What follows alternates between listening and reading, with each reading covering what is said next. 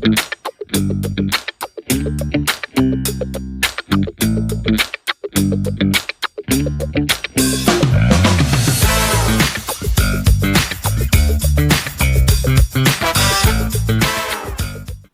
and last Sunday is the introduction of this series delivered to us by our beloved pastor, Pastor Jerry. And today we're going to talk about the first installment of the first reality uh, out of 7 realities for experiencing God from the book written by the late Pastor Henry Maccabee and his son.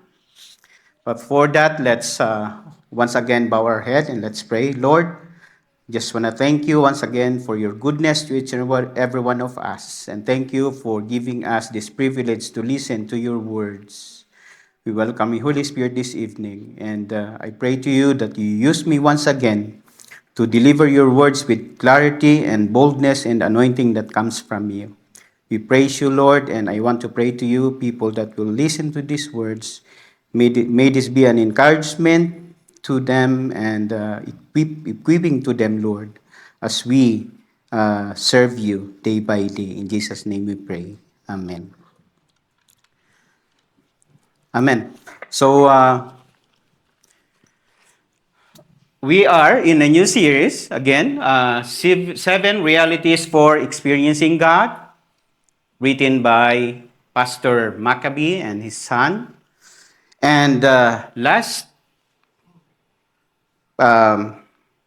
week, we listened about the introduction delivered by Pastor Jerry, and it caught my attention from the word mentioned by Pastor Maccabee, Pastor Blackaby. He said, within the heart of every Christian is the innate desire to know God and to do His will. Question is, what does it really mean to be a Christian? How come when you become a Christian, there is a desire for you to know God and to do His will? And as I was meditating on this meditating on this quote from Dr. Blackaby, God brought my attention to Jeremiah chapter 31, verse 31 to 34. But before that, in Luke chapter 22, verse 20, it says in here, and the same way he, Jesus, took the cup after they had eaten, saying, this cup which is poured out for you is the new covenant in my blood. See, as a Christian, we are now under the new covenant or a new testament. It's between Jesus and us as Christian. If there is a new covenant, there must be an old covenant. And let's read Jeremiah chapter 31, 31 to 32. It says, behold, days are coming, declares the Lord, when I will make a new covenant with the house of Israel and with the house of Judah, not like the covenant which I made with their fathers in the day I took them by the hand to bring them out of the land of Egypt, my covenant which they broke, although I was a husband to them, declares the Lord. In verse 33 to 34, but this is the covenant which I will make with the house of Israel after those days. Take note, declares the Lord, I will put my law within them, and on their heart I will write it. And I will be their God, and they shall be my people. They will not teach again each man his neighbor, each man his brother, saying, know the Lord. They will all know me. From the least of them to the greatest of them, declares the Lord, for I will forgive their iniquity, and their sin I will remember no more. See, what does that mean? being a Christian, we are now in the new covenant. We are not in the old covenant that God made with our forefathers. God said, I will make a new covenant to you. That's why we celebrate it every Sunday, just like we did with Pastor JR, celebrating our Lord's Supper, remembering what the Lord Jesus did on the cross. And look at this. They will not teach again each man his neighbor and each man his brother, saying, Know the Lord, for they will all know me. As a Christian, you have now conscious recognition about the will of God in our heart. That's why if we're going to go back to the quote of Dr. Blackaby, within the heart of every Christian is the innate desire to know God, and I want to add a word in there, is the innate desire to know God more. To know more God in our lives and to do His will. I like the lyrics of this song from the song, Oh, I Want to Know You More.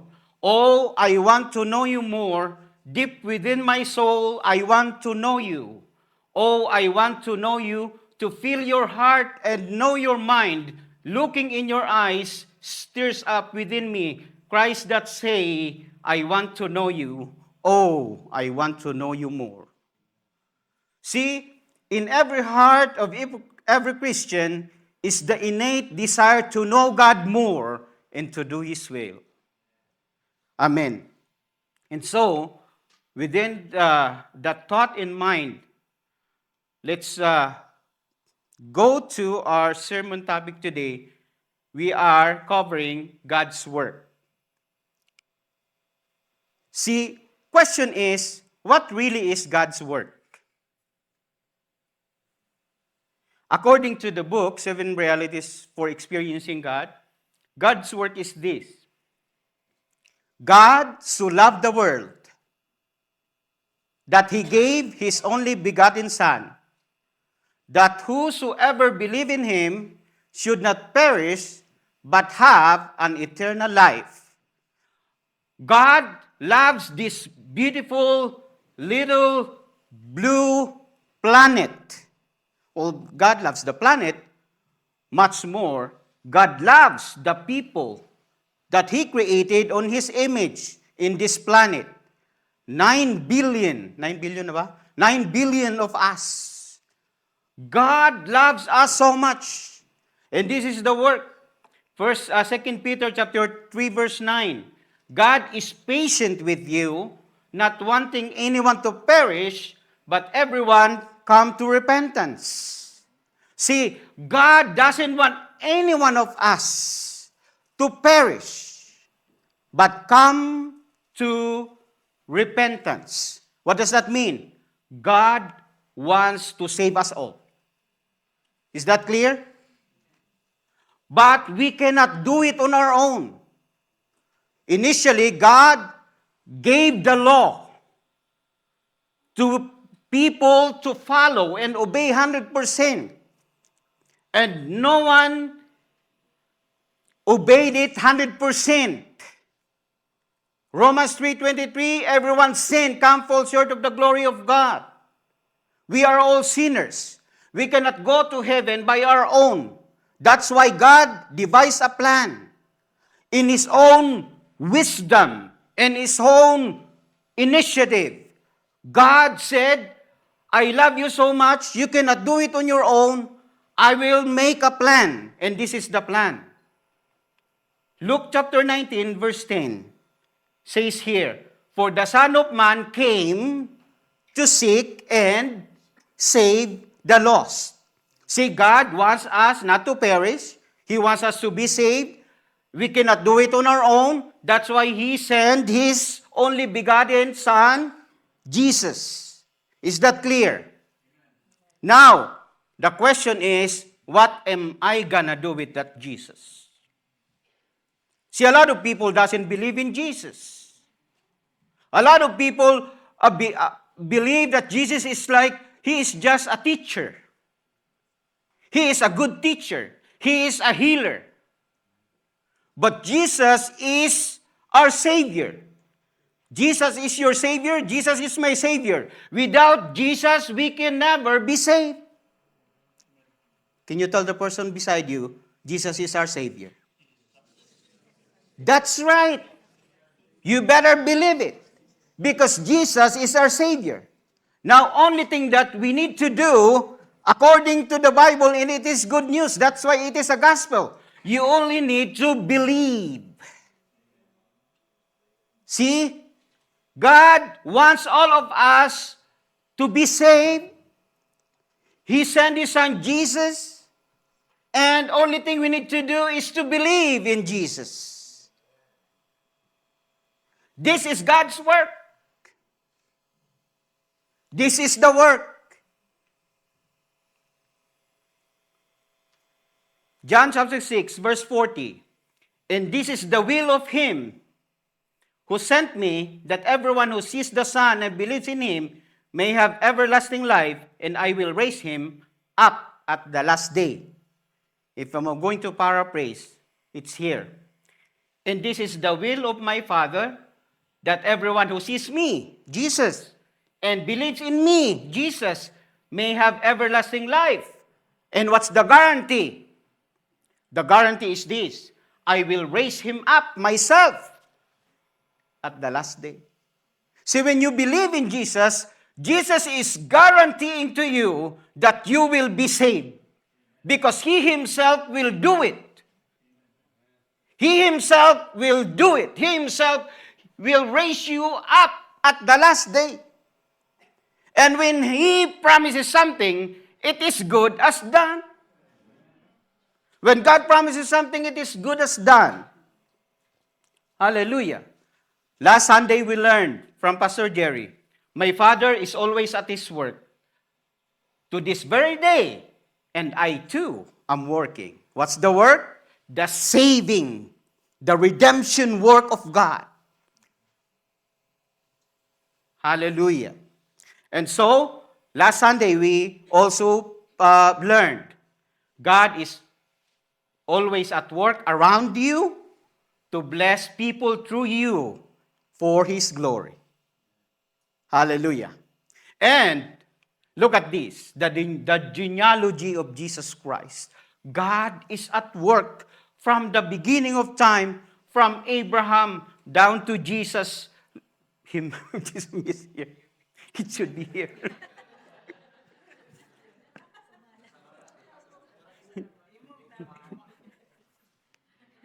Okay, look at. See, a lot of people, these names, we don't know them. See, who knows Perez? I know Brother Aden Perez. Hezron, Ram, Aminadab, Nashon, Salmon, Obed, Rehoboam, Abijah, Asa. We don't know these people. But God used these people to bring His redemptive work. It started from Abraham. We know Isaac. We know Jacob. We know Judah. We know Boaz, the husband of Ruth. We know Jesse, the father of David. We know Solomon. Although Solomon was born, he was born out of adultery, God still used Solomon. He has a son, Rehoboam. And another son, Rehoboam has a son, Abijah. Down to Ezekiah, Manasseh, Ammon, Josiah, Jeconiah, and Shealtiel. Now they were in the captivity in Babylon. Look at these people, Zerubbabel, Abihud, Eliakim, Azor. We don't know these people, but God is at work through people. Hallelujah. Down to Mathan, down to Jacob, the father of Joseph, he's not the father of Jesus, the husband of Mary. And Jesus. See, God is at work in our lives. Before we were born, God is orchestrating something already in our lives. Just like the topic that we're going to look at tonight, God's word through miraculous activities. God is working in many, many ways. See, our central idea, God uses different ways and means, including miraculous encounters and activities, to catch our attention and invite us into His work. And so we're going to look at the life of Paul. Our text is in Acts chapter 26, verse 16. According to the book of Dr. Blackaby, now get up and stand on your feet. I have appeared to you to appoint you as servant and as a witness of what you have seen and will see of me. To better understand the context of our sermon passage this evening, I want to bring you to the book of Acts, chapter 26, verses 10 to 11, and I just paraphrase. Paul is in front of King Agrippa. King Agrippa is the last ruler of the Herodian dynasty. His real name is Marcus Julius Agrippa.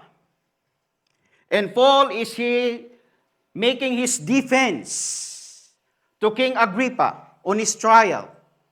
And this is what he said. According to Paul himself, Acts chapter 26, 10 to 11, this is what he said.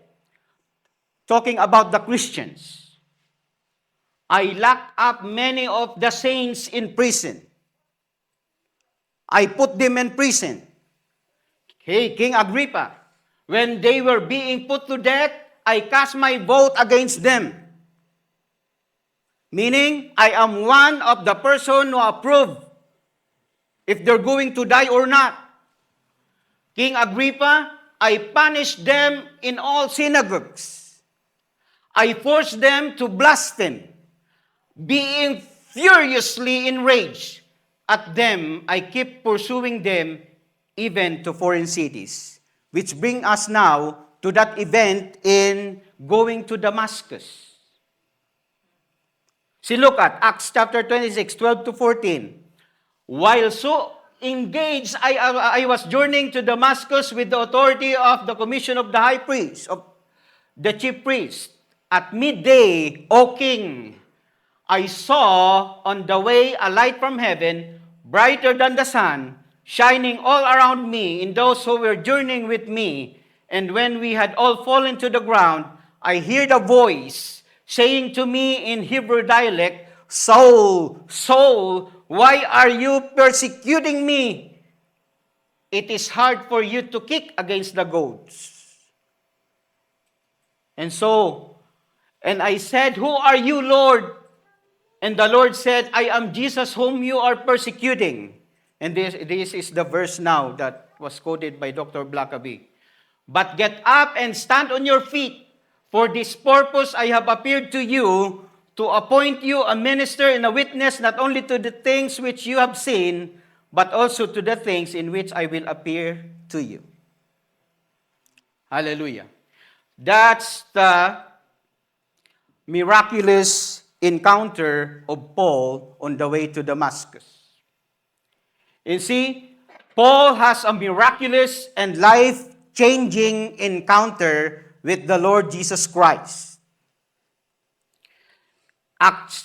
In Acts chapter 9, it was recounted again by Paul to better understand the text. See, Acts chapter 9, verse 1 to 19. Paul said, again, he is recounting his experience on the road to Damascus. I got blind with a sudden flash of light. I was traveling with other men. And after that, they brought Paul to Damascus in the house of Judas, in the street called Straight. Street called Straight. It is written in the Bible. See, when that happened, Paul was blinded. The men with him brought him in Damascus, city of Damascus, in the house of Judas, in the street called Straight. If you read it, go to your Bible when you go home, Acts chapter 9. 3 days without sight, neither eat nor drunk.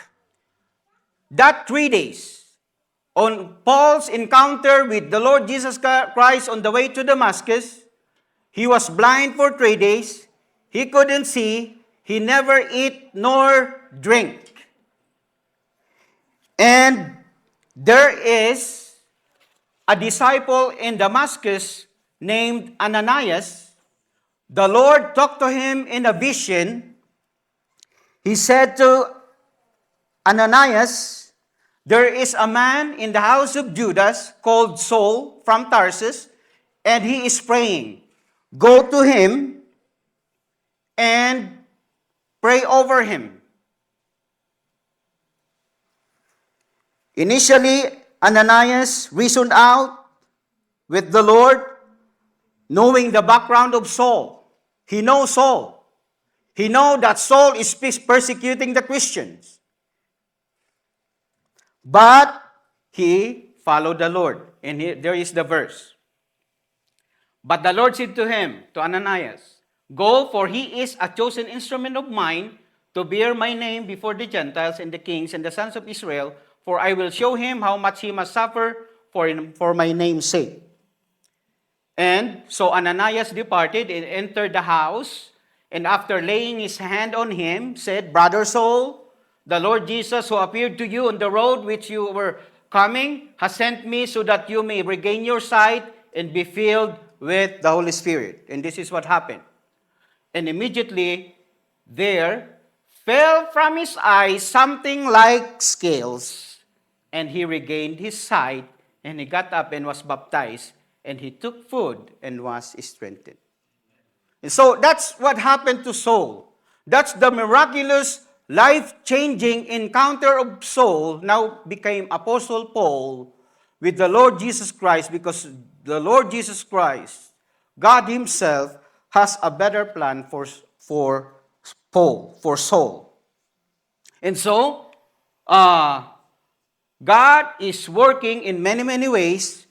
Today we're talking about miraculous activities and miraculous encounter in the life of Paul. In that thought, question is, what is a miracle? A miracle is an event where God is circumventing the natural order of things to something in extraordinary. You remember in the Old Testament, many miracles happened there. The most famous and recognizable one is the parting of the Red Sea. A great, great miracle. Parting of the Red Sea. In the life of Abraham, when he was about to sacrifice his only son Isaac, God provided a ram, an animal to be sacrificed instead of his son.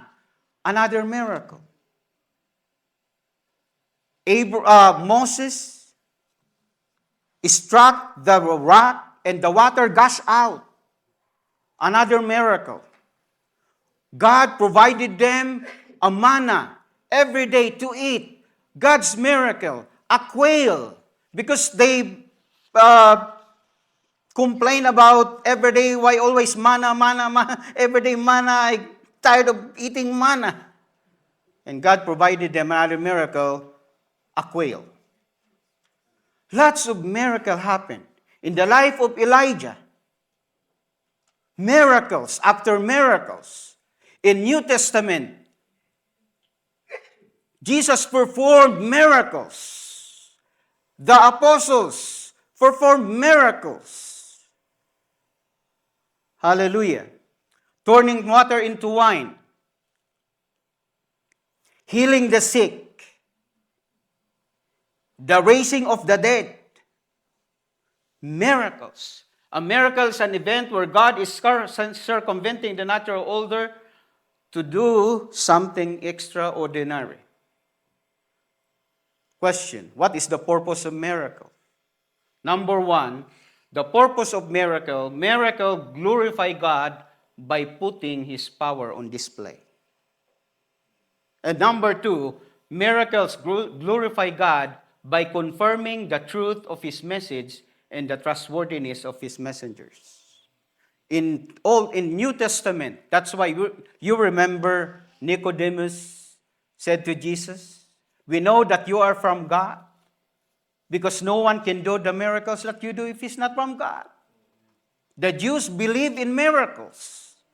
Even the apostles. You remember when Peter healed the lame man? When Peter approached the lame man, he thought that they were going to give him something. Peter said, "Silver and gold have I none, but what I have I will give to you. In the name of Jesus, rise up and walk." And he walked.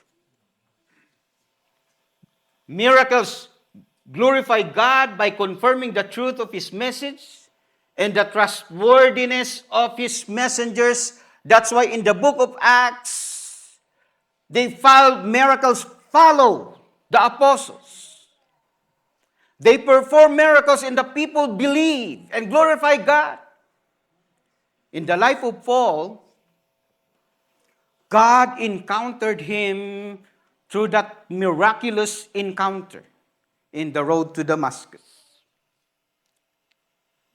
What are the truths that we could learn from Paul's encounter with Jesus? Number one, God will reveal His assignment to us only after establishing a personal relationship with Him. Hallelujah. This is God's work. But He will never use you in His work without establishing first a relationship with you. See, if you don't accept the Lord Jesus Christ yet, He will never use you to His work. Only time that He will use us to His work when you have a personal relationship with Him. Just like Paul. See, Paul, before Jesus used Paul mightily to deliver His message to the Gentiles. Before the Apostle Paul's conversion experience, Jesus already knew Paul. He knew that Paul has a sincere but a misguided efforts to serve God. See, why Paul is persecuting the Christian? Because he is, in his mind, he is serving the Lord. He is serving God in his own ways. But it was a misguided effort. That's why Jesus had to confront him on the way to Damascus. Why are you persecuting me? Who are you, Lord? I am Jesus, whom you are persecuting. He knew what he wanted for Paul, but he waited to reveal it at the right time. He waited to reveal that special assignment that he wants Paul to do until he gained his attention and become his Lord. That's why God will only reveal His assignment to us only after we establish a personal relationship with Him. Number two, truth. An encounter with God requires us to adjust ourselves to the activity of God that's been revealed. That's what happened to Paul. When Paul had that encounter with the Lord Jesus Christ, look at what happened to Paul in his words. Philippians chapter 3 verse 8, in his own word, "More than that, I count all things but loss in view of the surpassing value of knowing Christ Jesus my Lord, for whom I have suffered the loss of all things, and count them but rubbish, so that I may gain Christ." Sa salita ni Pastor Ramil, nawala na ng kinang ang mga bagay-bagay sa mundo. Pastor Ramil ayun. Nawalan, yung dating bagay na makinang, nag-iba. Parang nangitim.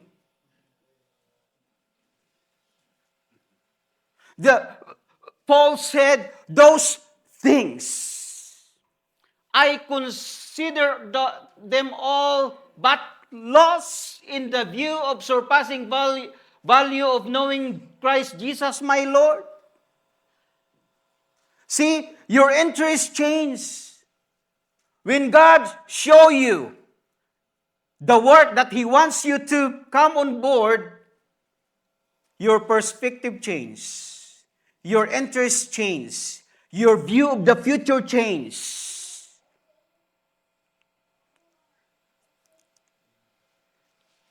It requires us to adjust.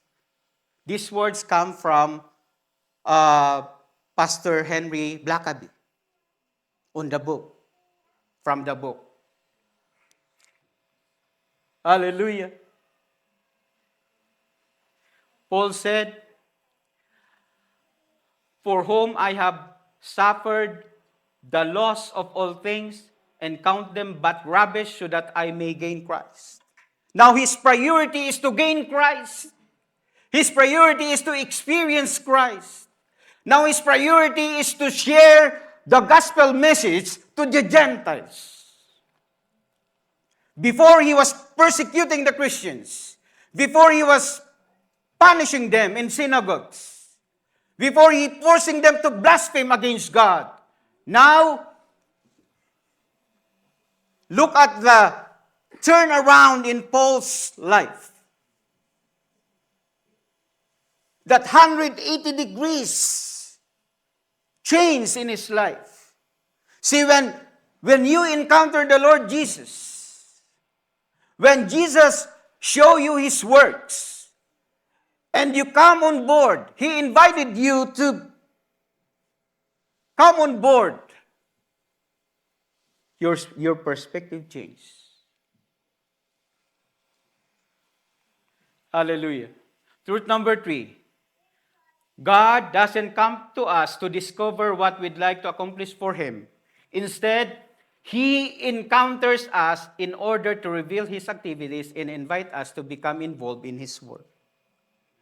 See, every Sunday here, we always talk to you about the importance of getting involved in a house church.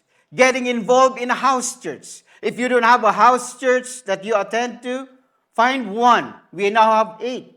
And I'm so blessed that Brother Leo and Brother Butchoy and the rest decided to open a new house church.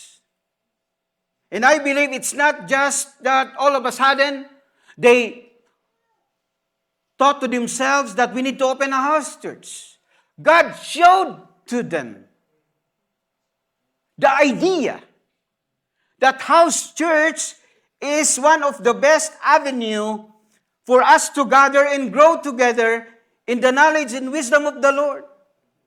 That's why it's not all of a sudden we need a Riverside house church.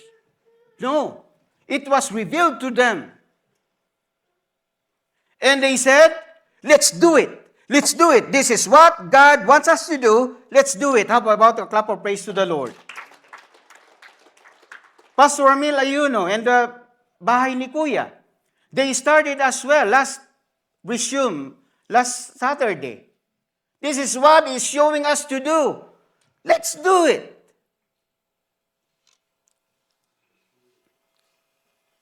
Hallelujah. Now, the question is, does God still do work miraculously today? Answer, absolutely.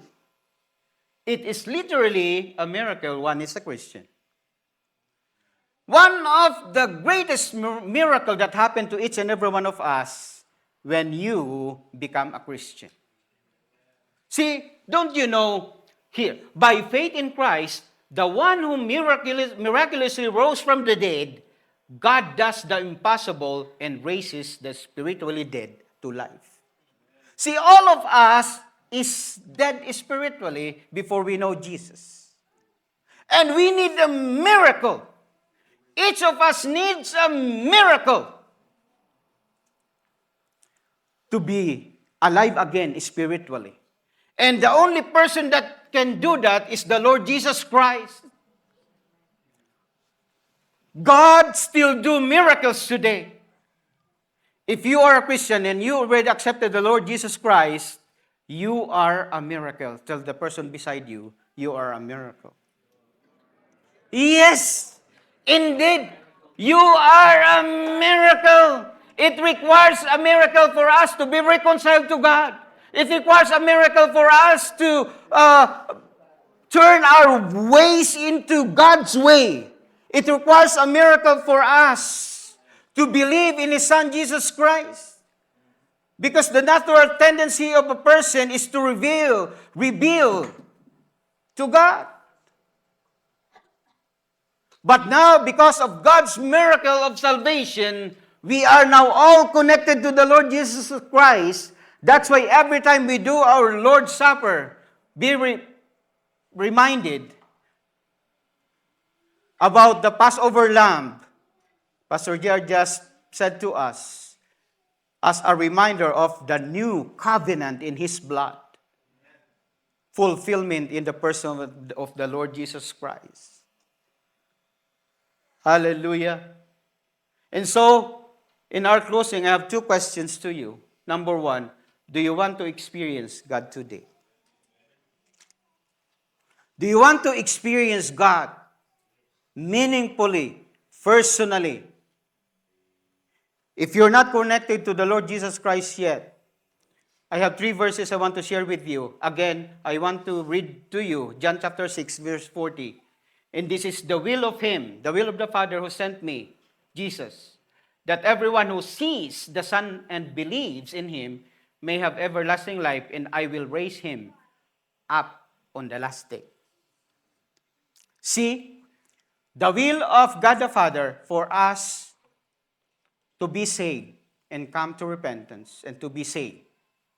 And so, Jesus, according to this word, that everyone who sees the Son, everyone who sees the Son, how could we see the Son? How could we see the Lord Jesus Christ? His character, His personality, His love, His works, in His word written. We can see Him written all over the Bible. Everyone who see the Lord Jesus Christ, there's another word, and believes. Seeing is another thing, believing is a whole different thing. You could see Him. You could listen to the sermon. You could read about Him all day long, all the rest of your life, but if you don't believe, it's nothing. You can never experience Him if you don't believe in Him. Is that clear? Another verse I want to share with you. When you believe in the Lord Jesus Christ, He will change you. 2 Corinthians chapter 5, verse 17. Therefore, if anyone is in Christ, anyone who believed Jesus Christ, accepted Him in his life, look at this. He is a new creature. The old things passed away. Behold, the new things have come.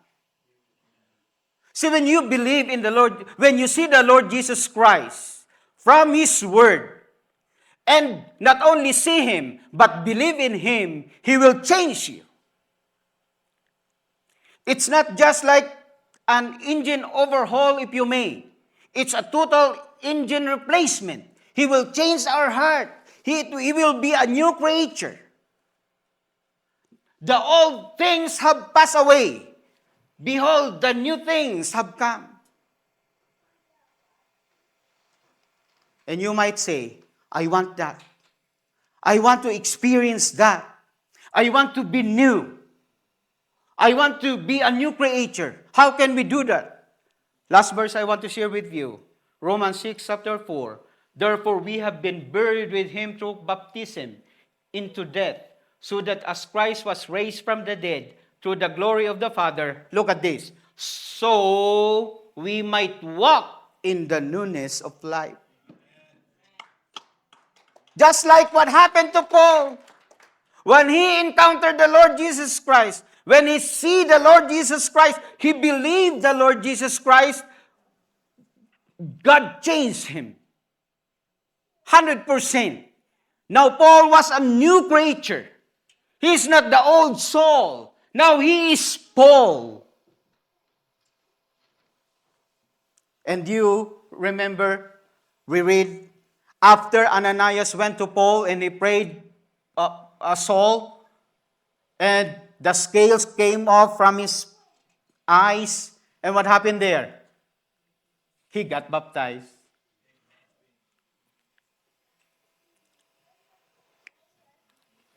So we might walk in the newness of life. Hallelujah. Now, I'm already a Christian. I believe in the Lord Jesus Christ long time ago. I've been following Him. But how come I don't feel that God is using me? I'm just, go to the church Sunday, sit down in there, and listen to the sermon and, praise and worship song. My life is like that. I want to experience God. I want God to use me. I want to feel Him using in my life. What am I going to do? This is for you. Question number 2. Are you ready?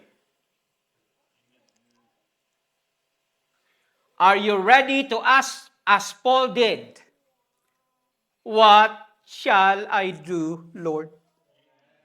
If you're ready, God will encounter you.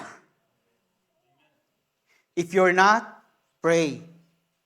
But if you're ready, if you're really, really ready, in your heart of hearts, you're longing to experience God, to reveal Himself to you. Lord, I want to experience you. I want to experience your power. I want to experience, to get involved in your work. When you're ready, and you're ready to ask this question, what shall I do, Lord? The answer is our text today, Acts chapter 26, verse 16. Now get up and stand up. Stand on your feet. I have appeared to you to appoint you as a servant and as a witness of what you have seen and will see of me. Get up. Get up. I believe that God deposited something special within each and every one of us.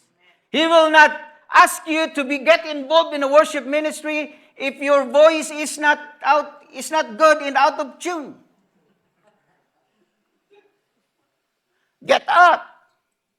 If God deposited something to you in the teaching ministry, God is calling you. Get up and stand up. Hallelujah. He will not ask you to do something that He didn't gifted you.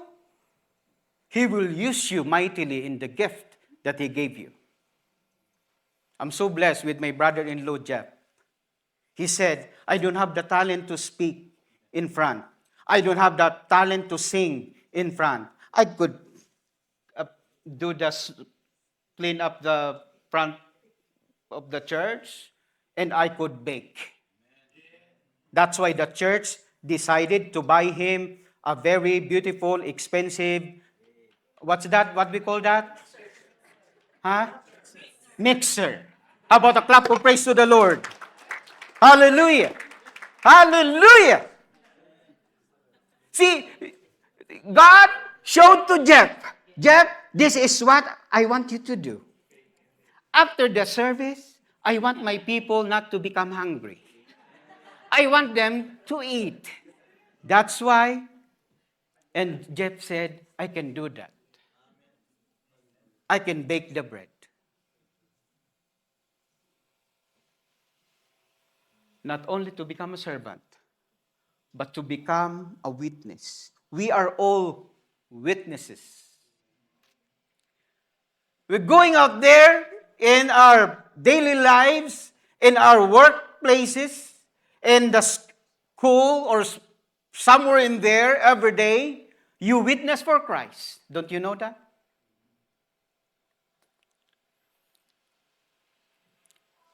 That's why every day we need to pray to the Lord. Because Satan as well wants you to become a bad witness. But in that verse that I showed to you in Jeremiah chapter 31, verse 34, I love that verse. When you become a Christian and you are now under that new covenant, the Lord said, I will not remember their sins no more. See, if you fail God through your witnessing, doesn't mean that you are not a child of God anymore. We just need to ask for forgiveness. But the Lord, because the Lord is faithful to His promise, I will not remember their sins no more. That's the difference of God and us. Us, even if sometimes you said, I will not remember what he did to me or what she did to me. But sometimes things happen, it will flash back. That's why when you have an argument, all of a sudden you said, you remember what you did? 2000, year 2000, month of September, you didn't give me a flower. But God is not like that. When God said, I will never remember your sins no more, everything that we did and we will do, God said, I will not remember them no more. It's like it never happened. How about a clap of praise to the Lord? God do miracles today. I'm so excited that we have this sermon series, that 7 realities of experiencing God. And by the help of the Holy Spirit, we will all grow in this sermon series. Praise the Lord. Hallelujah.